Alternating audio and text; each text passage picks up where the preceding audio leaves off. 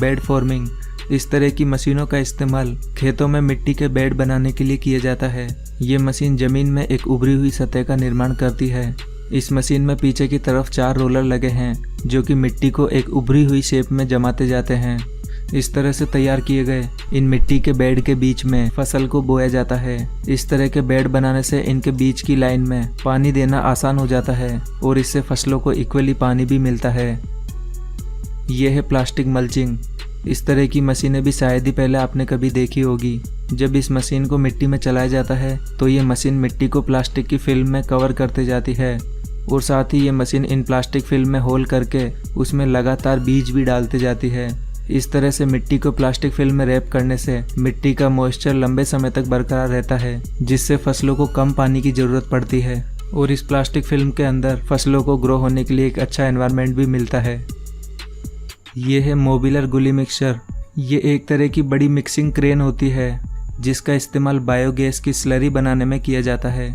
Biogas plant में गोबर और सारे जरूरी केमिकल्स को डालने के बाद उसे इस मशीन के जरिए मिक्स किया जाता है। इस मशीन में आगे की तरफ ग्राइंडर लगा होता है जो कि सारे इंग्रेडिएंट को मिक्स करते जाता है। इस मशीन को रिमोट के जरिए ऑपरेट किया जाता है।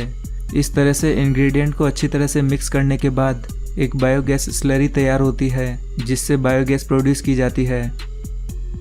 यह है बिग बर्ड 747। यह ट्रैक्टर दुनिया का सबसे बड़ा और पावरफुल ट्रैक्टर है। इस ट्रैक्टर की पावर देखकर आप पूरी तरह से हैरान रह जाएंगे। यह अकेला ट्रैक्टर 10 नॉर्मल साइज ट्रैक्टर के बराबर है। इस ट्रैक्टर की हाइट 14 फीट है और इसमें 1100 हॉर्स पावर का पावरफुल इंजन लगा है और इसमें पीछे की तरफ 21 प्लोविंग अटैचमेंट यानी कि हल लगाए गए हैं, जिनकी मदद से यह ट्रैक्टर महज 2 मिनट में ही 1 हेक्टेयर जमीन को प्लोविंग कर सकता है। और इसमें जमीन पर हल चलाते समय इसकी जमीन पर मजबूत ग्रिप बनाने के लिए इसमें ट्रिपल टायर लगाए गए हैं, जिस वजह से ये जमीन पर आसानी से अच्छी ग्रिप बना पाता है और इतना हैवी वर्क कर पाता है। यह है डिच क्लीनर। इस तरह की मशीनों का इस्तेमाल खेतों के बीच से होकर जाने वाली पानी की नहरों को साफ करने के लिए किया जाता है। हमेशा पानी से भरे होने के कारण इन नहरों के किनारे पर काफ़ी कचरा इकट्ठा हो जाता है और कुछ अनवांटेड घास फूस भी इनमें उग जाती है।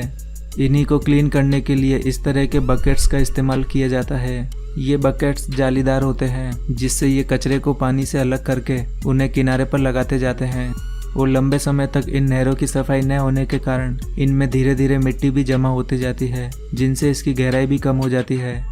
इसीलिए इस अंदर की मिट्टी को बाहर निकालने के लिए इन ड्रेजिंग पंप का इस्तेमाल किया जाता है।